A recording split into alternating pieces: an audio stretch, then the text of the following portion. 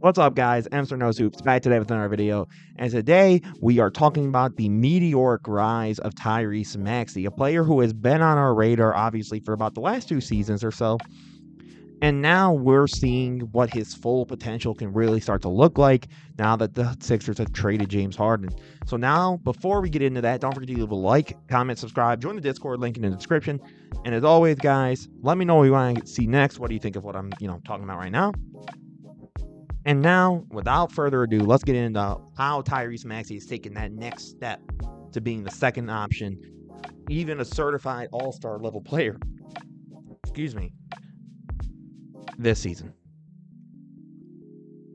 So coming up here, we're going to take a look at the playmaking of Tyrese Maxey, something that is so important for this Sixers squad. And this is already something I'm loving right here. The use of the pick and roll with Joel Embiid. That was the one negative I really had with this team, was when James Harden had the ball, he would sort of stay on top of the key, do his little dribble moves, which is okay style. But then it just sort of left Embiid standing in the post, waiting to get the basketball. And if Harden didn't really get anything that he could create right away or get his own shot up, Embiid's getting the ball with about 9 seconds left in the post. He's got to spend, 5 to 6 of those seconds getting somewhere where he can either attack the rim or take a comfortable midi. And at that point, you're not really getting the best shot available. And that is what I love about Maxey with this team right now, with the current construction of the roster.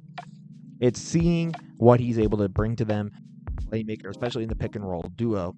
So again, look, wide open because of the finishing ability that Maxey has / threat that he provides. You can't just sort of leave him open to do his own thing. And that's what's so incredible about it. So then you leave the former MVP wide open for the mid-range bucket. Remarkable. It's really just remarkable. And again, take a look. And this, again, what I love about Maxey with the team, it's just transition. He's pushing already. The whole team is basically scrambling to try and figure out what happens, but he waits for Embiid to come back to immediately run the pick and roll again. Milwaukee, learn a thing or two. This is how you run pick and roll when you have a lethal shooter with one of the best inside players in the league today. That's a whole different story. But again, look, he takes advantage, gets the ball out to Embiid, gets the pump, and is able to immediately attack. And that duo is just looking so nice for this team because it's such a different type of attack that makes it actually harder for teams to defend. Now here, Tyrese is sort of just waiting to get the ball back. Gets the pick and roll again. Now this is where I think we see the true growth of Maxey as a passer / playmaker. He sees he's got 4 bodies basically all sent out. Grady Dick is hugging Tobias Harris at this point. They're not going nowhere. You have 2 routes. He's already gotten rid of the ball. And that's what's so crazy about it. It's the quickness of the decision. You had him be behind you, but he kicks it to Oubre right underneath the rim. Too slow to finish in the gap. So then Oubre gets the easy dunk. Nothing short of remarkable. And that's just what I love about this pick and roll. Like, I know it's so simple, guys, right? But he's a 40% three-point shooter. So every time they do the pick and roll, they're going to have to make sure you can't just get the shot up. Closes it to Embiid, lets Embiid close the gap. Boom, easy dunk to the rim. Again, it's just remarkable what this team is able to do. And then let's just look at Maxey. Again, just being able to score this basketball. Yuta Watanabe's a little slow here. And again, Maxey's arguably one of the top 3 fastest players in this league. It's insane. He sees the opportunity. The defense is still not really recovered. So he said, no. You ain't going to be able to set up on me. Boom. Yuta takes too long because, look, by the time he's playing at his foot, Maxey's already getting ready to lift off.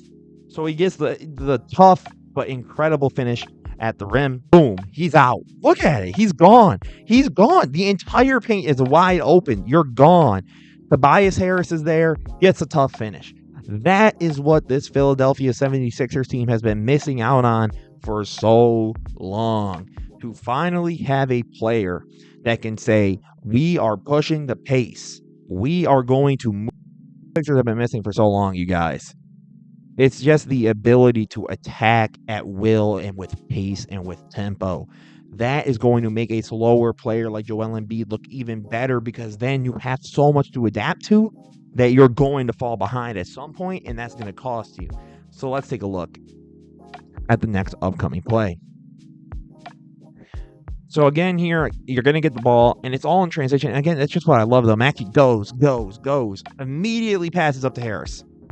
Part of my point. The whole defense is scrambling. You have to look. But obviously, Harris knows that player. That's not a shot you try and take.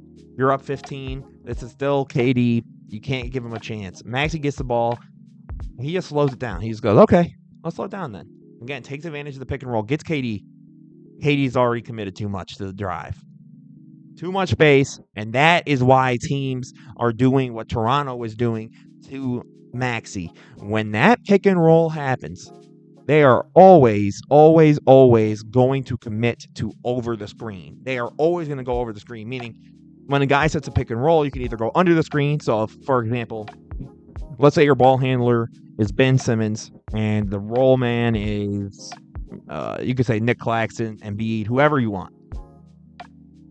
Since Ben Simmons isn't really a shooter, period, let alone a good one, defenses play drop in pick and roll, meaning they step behind the pick and roll man and they sort of let that player shoot or, just kind of do what they want because they know they're not going to shoot it. But with Maxey, you have to go over the screen, meaning that if I'm being picked and rolled on by Nick Claxton, I have to try and get over the screen to stop Tyrese from shooting because, again, a 40% three-point shooter in this league at the volume he takes is just too valuable. It's just too valuable at this point in today's NBA. So, again, let's take a look as we keep going. And I want to, again, just take a look. Tyrese just, this play, it's so beautifully done. So, he calls up a play, gets it to Embiid. They're moving. You got pick and roll. Technically, he could have gotten the Maxey on the cut here. But Maxey almost gets this little double screen, kick out to Oubre, kick out to Green. And at this point, due to Milwaukee's poor rotations, Tyrese Maxey takes advantage because Giannis had closed the gap here. Giannis did get in front of him in time, which, first of all, is incredible because he automatically knew that it's going to Maxey. But he instead takes Giannis off the dribble to go towards Connaughton, uses contact, just gets a tough lay. And there's nothing you can do there. And finally, I sort of want to talk a little bit about Tyrese Maxey, the defender. Now, again, this is not me saying he's an elite defender, people. So before the comment section, Inster, he's not that good of a defender. The point is he's not a cone. That's the one issue with today's NBA is whenever you're not a Giannis, AD, Brook Lopez, if you're just not some defensive juggernaut, you're going to be like, there people just think that you're either mid or you're not good at defense. It's not that Maxey isn't good. He tries, but that's what I'm trying to show you. So Maxey here sees and reads something very interesting, and this is something that I like to show the IQ of the player. Maxey's going to cut off one of these two possibilities because you have Damian Lillard, who you can't let shoot the three. So you could tell at first the way that Maxey is moving, he tries to cut off any possible pass to Dame. And then is there to be able to take advantage due to Giannis being forced to dribble off the gap. They have to pick up the basketball and move. And this is from their most recent game, I believe yesterday. Just to show that Maxey really is, he could get caught ball watching a little bit. But it's his ability to realize when it's time to attack. Gafford dribbles it right back into Maxey. Maxey's hands are active. He does not let this sort of thing just slip by and take a look. He goes for the handoff.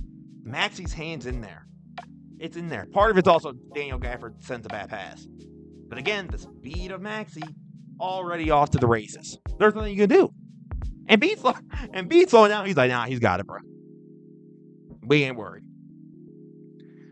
And that is why Tyrese Maxey is so valuable. When a guy is giving you 26, 7, and 4, and he has stepped up to the occasion of the 76ers basically having to challenge / invite him to be their second option, he has stepped up to the plate. So let me know what you guys think down below. This was Amster Knows Hoops. Don't forget to leave a like, comment, subscribe. Let me know what you guys want to see next. As always, this was Amster. Have a beautiful rest of your day, guys. Peace out.